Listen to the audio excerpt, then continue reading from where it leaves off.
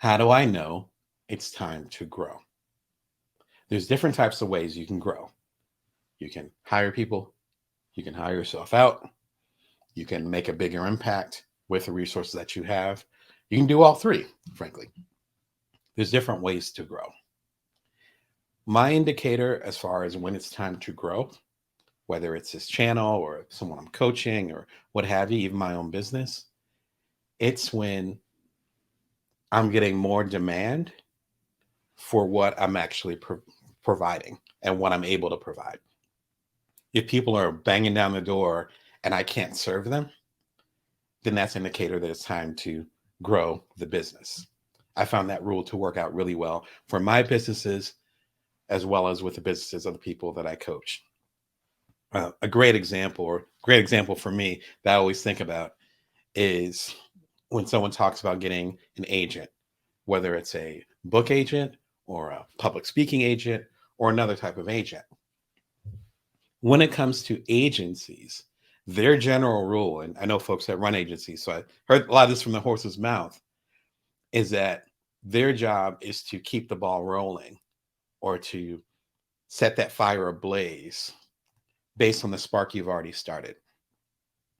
So if you want a public speaking agent and you don't have organizations or conferences and things like that already trying to get your attention so that you'll speak at their event, then it's not the time to talk to an agent. Just like if you don't have a book idea that's concrete, you already haven't done some writing and so forth, and maybe even not already gotten books published on your own, then you might not be ready to talk to an agent because the agent's going to set fire or pour gasoline on whatever you created. Same thing with growing your business, I found. Sometimes it's not about quote unquote growing your business, but figuring out how you can serve the people that you serve better. And the growth comes from that. You can hire 10, you can have 10 times 10x the amount of employees that you have now. But if you don't have the business coming in, your business isn't going to get bigger. And so as you think about how you want to grow your business, and you have to think about why you want to grow your business. It's not a matter of just saying, oh, okay, I want a bigger business. Okay, then what? As I like to quote Jim Rohn saying, the famous speaker who passed away a handful of years ago, if you say you're going to do something with $1 million, what did you do with your last dollar? If you're going to lead 5,000 people, what did you do with the 5 people that you led? Scale isn't going to help you if your systems aren't right. And there's some food for thought in here that I think will help y'all out quite a bit. One strong recommendation is one of my favorite books of the moment. And let me go ahead and make sure I can find it. Oh, you know what? I think I actually missed the link on this one, but the link is below.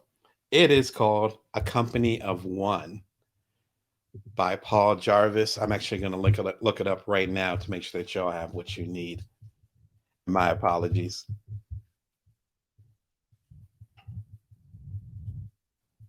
Here, the fear is typing. You know what? I need to get my tech right and get some elevator music. So the next time this happens with y'all, we're gonna put some elevator music on there. We're gonna hook it up. We're gonna make it pretty. But I actually spoke to Paul many moons ago now. I think it was pre-pandemic, 3, 4, 5 years ago, and I interviewed him for a column when the book came out. And I had been following his work anyway on social media, and I thought it was just fantastic work. And so I want to make sure that y'all get what you need because this is the good stuff right here. There we go. It should pop up in a second for y'all. There you go. Company of One. Thank you for your patience. Company of One is a fantastic book. In fact, I have the book right here. Oh, look at that. Shout out to Paul. And this subtitle is really important. Why staying small is the next big thing in business. Again, this came out a few years ago. I want to say, I won't take up any more time. I want to say 2018. Let's say 2018. So that's 6 years ago. Speaking of 2024. This is important for a few different reasons. First of all, if If you're going to grow, you want to know why you want to grow. That's one. And number two, if you don't look at it as you have to have more, then you're going to maximize what you've got. I've talked about this with this channel here, and actually on some recent live calls and keynotes that I've done, where a lot of the equipment I have for the Bring Your Worst show, it's stuff that I think max in the show I've spent like $500, maybe. And the show has quite a few viewers now. You've connected and tuned in, got millions of views. I appreciate it, but I'm still working with a lot of the same equipment. What happens when you do that is that you end up maximizing whatever you have. And so, number one, it's about you figuring out why you want to get bigger, what that means to you, right? How that's defined. But the second part is, if you don't assume you're going to get bigger, have you maximized the stuff you already have? Again, this isn't a treatise against not growing your company, don't grow your company, but it's more like, have you maximized the resources and what you've done so far? That's such an important part of it. On a similar note, I think it's worth checking out a couple other things where you can put some thought into it. I did a recent video. I think the episode was probably at the top of the year. Why you shouldn't scale your business. It gets more into Paul's work as well as some other resources to make you kind of think about why you want to scale, why it matters to you, what that process means. And from that standpoint, then you can say, all right, again, I'll use the Bring Your TV example. All right, I need a new camera. Okay, well, have I maximized the camera I currently have? Oh, I need a new mic. Have I maximized the mic I currently have? Like, have you maximized those resources? Because sometimes growing and saying, I need more employees, ends up being, frankly, a scapegoat for you actually being to step your game up with the resources that you currently have. Let me know in the comments if you relate to what I'm talking about. And if you're kind of struggling with wanting to grow your business, want to stay the same, I want to hear more about what you guys might be going through as well. If you're going to sharpen up your business, you have to look at your systems. Systems are an absolute requirement. You have to figure that out. I'm a systems guy, so I'm, again, 100% biased. I'm not going to lie. But if you don't have a system, then how are you going to grow? Right? Again, back to the Jim Rohn quote. You don't know what to do with $1. What are you going to do with $1 million? You don't know because you don't have a system. I know in recent times, I've come up with systems for my money and other things, and it's made it easier to me even to think about scaling. So I'm like, oh yeah, I can scale it. Yeah, whatever I'm doing now, I'll do it times 10, times 100. Not a problem. Certain systems may break down as they get bigger, but at least you have that foundation. Calendly is a big part of that foundation. It's extremely simple. You set it up. The basic plan is free, but you can go ahead and get the fancier plan. Even the fancier plan, I think, is like, as of this recording, like $10. But the link is right there. Let's say a new client or someone that you want to work with, some type of dynamic there. You need to set up an appointment with them. And it's like, well, how about Monday? No, Monday doesn't work. How about Tuesday at 10? Well, I'm busy at 10. Like, et cetera, et cetera. It just wastes so much time.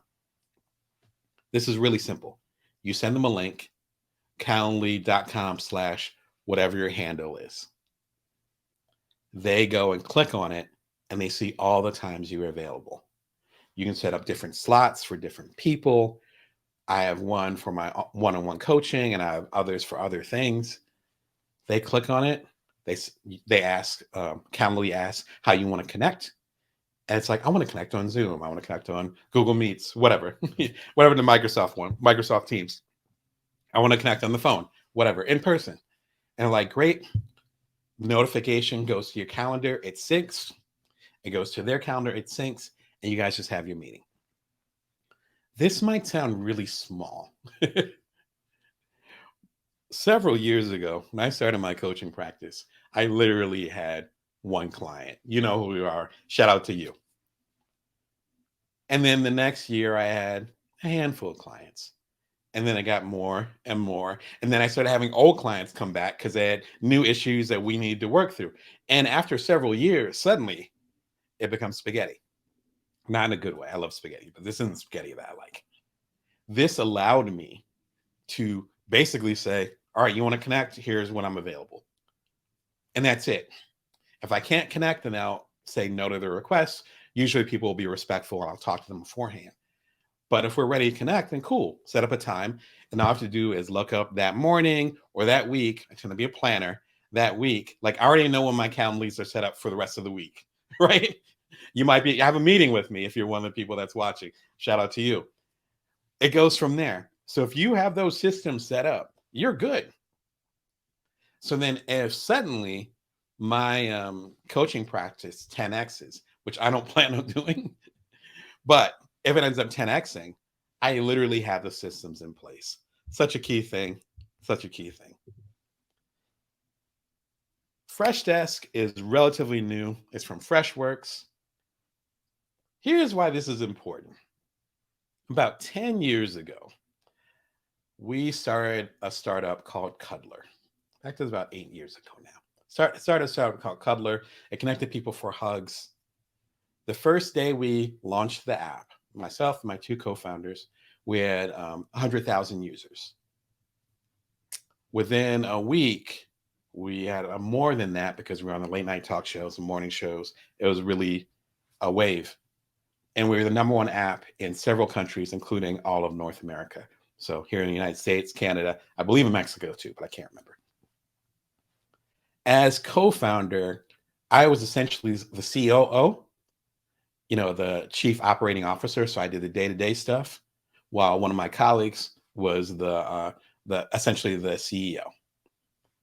In that role, I was in charge of customer satisfaction. The first week we had 100,000 users. This is when social media was even more popping than it is now. So that means DMs on Facebook, ats on Twitter, formerly known as Twitter, ats on Twitter. I don't think we had anything on LinkedIn, thank God. And then email after email after email. I want to connect for a hug and it didn't connect. I had this experience and I want to share this with y'all because it was a good experience. I had this experience and it wasn't a good experience. I want y'all to fix this in the next release. On and on and on. At the very same time, stay-at-home dad, just like today, but to one child instead of two as I am now. And our kid was 1 year old. So I'm dealing with a lot of this stuff really early in the morning before my first son wakes up. All by hand. I bring this up because Freshdesk actually helps automate through AI, through human interactions and connections, different ways to automate the customer experience so you don't have to go hand by hand. You might not be able to see it, but they used to call it a Bible bump. And it's a little tiny cyst. And it comes from me typing so much. Now, a lot of that came from journalism. I've written 26 books. My 27th, the complete Bring Your Worth collection is coming out in a month. You see the links below. I am a writing fool. But a lot of that stress, and particularly this bump, came around that time. This could work as far as you leveling up how you connect with people, because you can scale your business to kingdom come, be bigger than Amazon. I believe in you. But if you don't have your customer service right, it's going to fail. It's not going to work out. You know those businesses that they used to be your joint, used to love them, and then they get acquired or they get a fresh round of funding and they expand 5x, which means 5 times as big. And suddenly they're not hitting right. And suddenly it's getting weird. I could name like 3 or 4 companies off the top of my head where I'm like, you used to be my company and you are not it anymore. You don't want to be one of those companies. So if you're interested in scaling, you have to come up with reasonable solutions to work with customer service. This is one of them. I've met the Freshworks people over the last year or two. Looks like you're doing really interesting stuff. I'm not doing a startup right now, but if I was, I would absolutely be looking into this. So again, if you're looking to scale, make sure you got your stuff right. Calendly, get your calendar right. Because if you become a bigger company, then how are you going to stay connected with people? You can't do it by hand.